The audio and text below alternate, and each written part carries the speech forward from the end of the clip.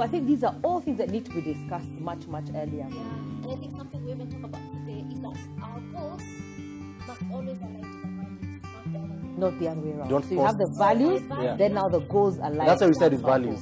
Yes. First point. Not my family will follow. We'll have to adjust and conform. What do we value? Goals adjust to my family. Excellent. And then it becomes a win-win. And then to also be aware of seasons. That's my favorite one. Allowed. Seasons is my favorite one. You have to understand what season are we in. So there are seasons that will demand more of one thing and another day, but look at it in the bigger scheme of things. Yeah. In the long run. That's it. Or I think having a day-to-day perspective, knowing our son will be 8 months only working. Yes. 8 years only. Yeah.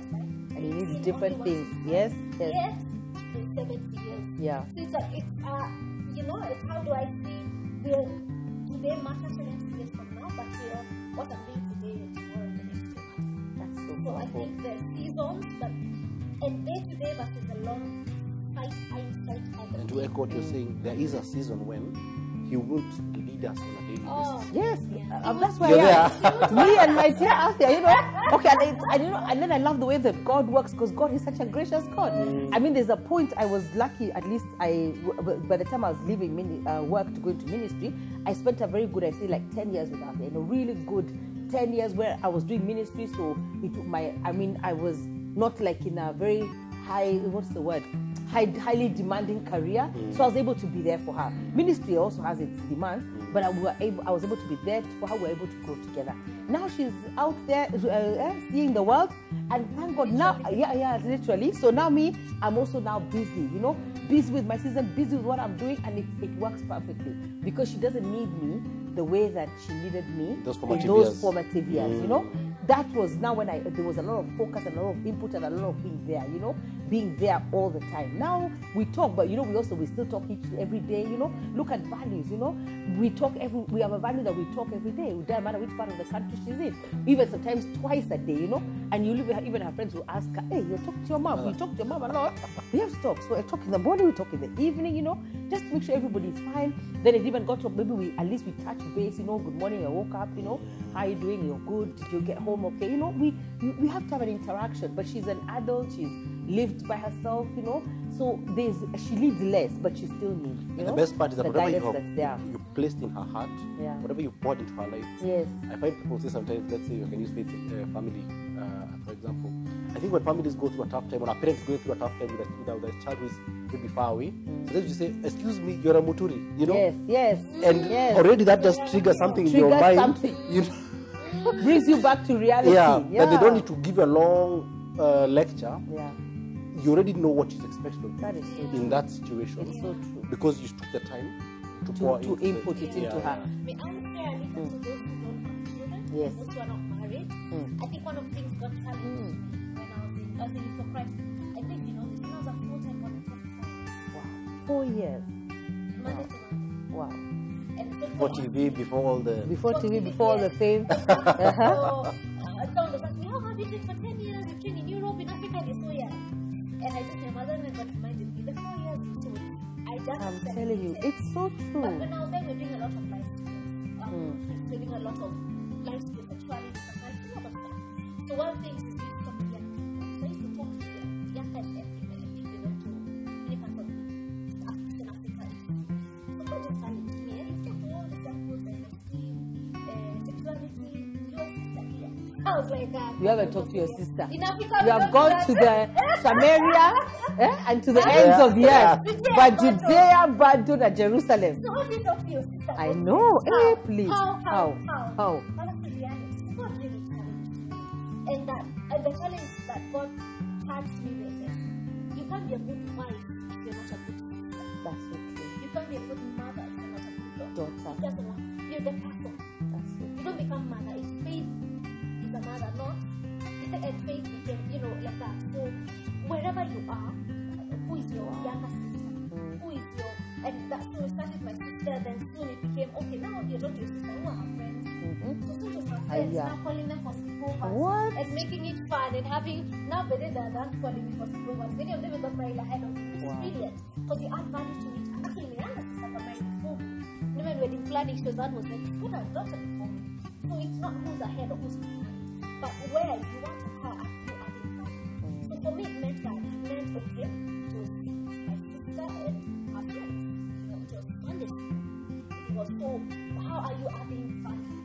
you are, and for that season and for that time.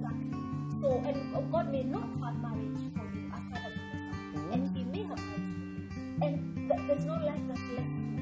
Are you living your life completely and to the fullest? Because one is not more full than another at all, as long as it's purposeful.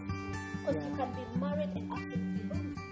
And you can be single and absolutely fulfilled, and your life is full. So I think my encouragement is, if you're not married, or even if you're, of course, if you're married, it can't be just about you and me. It can't be now we got married. Just minister to each other, cater to each other. Thank you. We are fine. Exactly. I know we have a lot of competition in our society, but where did it start? Before we take our cousins to rehab, where are our conversations going? What are we doing Friday other than uploading WhatsApp and cooking and liking? Have you called your cousin and asked them how are you doing? Because I've challenged. Hi again. Cousins are calling and I can come and they call me. You know, I start there. After this and this episode, this thinking God gave us something. So that's encouragement. Where you are as you can. Are you that sister? Are you that brother? Are you that neighbor? And start where you are, because that's your family. That defines you. If you become that person. And so whether you become a father, whether you become a husband, a wife, a spouse, you are it. Exactly. Yeah, it's not a role that you just get out and become it all suddenly. You grow into it to become that person. Wow. And Pastor told us, and we are learning from ourselves. There's no perfection here. Nope. You have the experience. Nope. We don't have that much experience. But there's no perfection here. No, you are not married, but you're speaking about marriage. So let's stop this number titles shenanigans. Let's just come together. Because when people come together, God does great things about it. That is So wherever you are, don't fear, oh, let me get married. Don't fear. Don't feel that you can't make a difference because you're not married. Because what I'm going to come back to you and ask you, I want you to make your closing statements. Yes. But I was just thinking, even purpose and leadership. That's how it started. You know, when I think about it, 10 years ago, I started, 9 years ago, I think, because 10 years is when I went into ministry. So I've just celebrated 10 years of ministry. But thank you so much. But when I invited people into my home to learn, I wanted them to, I was learning things that were profound, and I was like, I have to share this with somebody else. So I invited people to come and learn what I had been learning. I didn't know that it was for life, that's what my life is about. My life, even the reason I'm doing these videos is I love to transform lives. I just want you to hear a conversation, not look at me. You know, you also have to start understanding the backstory. Don't just look and see, oh, the glory is here. God has done all these great things. You know, I always just say, I laugh when I say, I take 16 beers and 3 shots. You guys have to sit up first and say, that woman can take 16 beers and 3 shots. Juicy, they call me Juicy. It's called Juicy because of loving empty me. That song, is it called Juicy Fruit?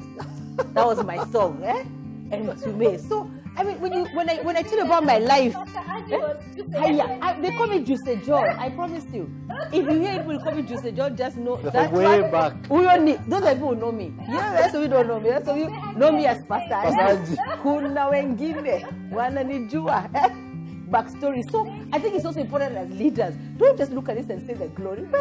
Look at backstory. One of the leaders I want to bring is people who used to know my fridge used to be empty. No food in fridge, you know? We have to have a conversation because we've grown. So also be encouraged. Be encouraged. So when I started PLF, it was that in my sitting room I invited women because I wanted to share. You know, that's all I wanted to do. But look at the pattern. It's continued. So I started with what I had. But look at what I had. It has grown. It is now something also greater, and there's more to come. We're doing videos here, you know, because you have to holler. We have to holler. We have to do videos. Guys say, hey, Pastor, 16 beers. Yeah, so about my 16 beers and 3 shots, you know. At the point of time, I wonder whether the devil was trying to kill us. Was he trying to kill me? I think he was trying to finish. He must have been trying to. He was trying to finish me, but I didn't know. And kill destiny, and kill Mercy said no. And kill the destiny. I mean, when I thought about the number of people I've interacted with, even impacted, watch I through videos, even through my life, I wonder where would all those people be? And we have to discuss. One day we have to discuss. We're still doing videos. I hope, David, you're recording this one. We have to do whether people, you don't want to know whether Kenyans drink to socialize, or we're trying, like for me, are you trying to drink to, are you trying to kill yourself? Are you on a path on a mission to destroy? You know, why do we? Because other people have a glass of wine, communities have a glass of wine every day globally, and they're okay. But Kenyans, you bring the wine, we have to finish it. If you bring 15 bottles, pack the last one. There'll not be one. Down. We are not going. So what is that? You know, and it's good. You know, we have to interrogate our culture, figure out what's going on. integrate why we do things, and begin to ask yourself, why do we do these things? Why do we do what we do? But we were saying that we're growing together and becoming one is all about being intentional, doing something that you love to do. Like I just love to talk to people, and it became what it has become. You also, each of you individually, love different things, but together God is doing also something beautiful. Something beautiful has grown out of that, of what it is that you are doing, you know, as individuals, and then God bring you together. It's been so much fun having you, but I'm just thinking, do you have a closing statement? Look at the camera, talk to them, and say something that will inspire, impact, things that you want to conclude. Yeah. I think I just want to encourage. There's a word that comes to me. Hey, I told you. Really? Yes. Awesome. We are flowing. Yes. That no good thing will God before from good. So this conversation that we've had, there's a lot of letting go. Yes. Letting go of your friends, letting go of your secrets, letting go of preferences that you have sexually that may not be what God wants for us. Letting go of some dreams that may not be a win-win, but in the long run, you will win all this. For now, it looks like it's left for you to sit down and maybe without having a way. But you see, you didn't lose anything because now you're going all over more than you could have seen. So my encouragement is no good thing that God before from those who love Him. So that anything you give to God, you will never lose. Yeah. And guess what? The one who created the heaven, do you own a mountain? No. Okay, even if you bought them, you bought it, or did you create it? So the creator of the mountains, the heavens, the earth, the islands, the stars, if he says there's nothing that he must do. So let go and George? Thank you. So kama vile mama amesema. You didn't just do that. Now we are even. Now we are even. I didn't do that. Kama vile mama amesema. I never do it. That's what she is. Anyways, she's so right, and I think I'll just go along the same lines. One of the things that, one of the scriptures, I'm sorry I've not had better, it's Corinthians, 2 Corinthians, hopefully we'll share it on the screen. No eye has seen, no mind can conceive what the Lord has in store for those who love Him. Oh, wow. Yeah. For me, my personal, I'd say testimony is, I tried things my way, in probably every aspect, in career, in relationships, in finances, and it wasn't quite working out. Yeah. And I thank God because He brought me into my life, and He did that at a point of surrender and submission. I said, okay, God, let's do it your way, and your way is working really well, Lord. Me too. Your way is There you working go. really That's our well. story. That's our story. Yes, Wow. yes, So- yes. so, when you surrender. Yeah. So my challenge to you is to there's a lot of treasure in us. There are a lot of things that have come out of me which I never knew were in me. There's a lot of destiny that needs to be unearthed and unfolded. Just surrender. It's all about surrender. Wow. Your plan cannot be greater than the plan God has. Your vision cannot be greater than the vision God has. Than the vision God has for you. Yeah. Amen. You just flow. Wow. We've been flowing, so just flow. we just flow. Yes. That's why we just flow. Thanks for having That me. I'm so excited about having you. Honestly, I am so excited about that, and I pray. Thank you so much. Thank you. You have blessed us in many ways. We Keep thank surprising you. us. We give Him all the glory. We give Him all the glory, and thank you so much. Thank you. And you know I love you guys so much, and I love you guys too. I really do. I want better for you. I want all of us to grow in betterness and for us to do great and mighty things for God and to fulfill and to express everything that God has placed in us. So I feel like my takeout from this is don't hold back. Trust in the Lord. Examine your values. Write out your values. Even understand why do you have the values that you have.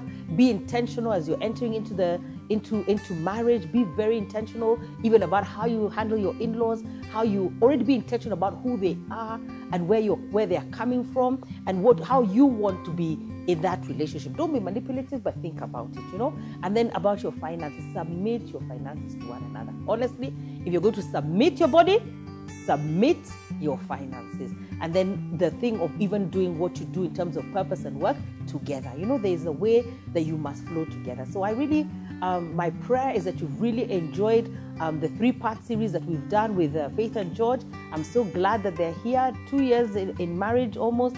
They have a beautiful son called Lemo. So I pray that this resonates. And I'm glad that even Faith spoke to even those who are not married. You know, and I hope we're preparing you. We're preparing you, preparing your hearts to know that marriage is a good thing. Marriage is a beautiful institution. You just have to be intentional, just like with everything in life. Just be purposeful, be intentional, be deliberate, think it through, and even think through why you want to do things, and then create foundations. You know, I'm always talking to you about foundations. The foundations have to be strong and mighty and in God. So I'm looking forward to your engagement, to your questions. Please invite Faith and George to your churches. Invite them for corporate training as well. It's amazing to have them as a couple come and talk to their professionals. Remember, there's a video I did about having purpose and having skills and mastery. They are skillful and very mastered at what they do. So also enjoy having them. You are, and I'm not just saying that, you know. Yes, you share your contacts, and you can engage them in training, in corporate training, in church training, call them to talk about family and marriage, you know. And I think also we need to have one about showers, but we need to have showers that edify, please. Showers that are edifying and building hope, you know, not just anyway. Let me stop there. Let me stop there before I go into another tangent. But it's been so amazing hanging out with you guys, hanging out with you people as well. It's been amazing. So you're watching Just Angie. My name is Angie Murenga. I'm here with George and Faith Goge. They're Goge. Hallelujah. These are the Goges. So we really bless God for you, and we are looking forward to further interaction with you. God bless you. Bye. Say bye to everyone. Bye. Bye.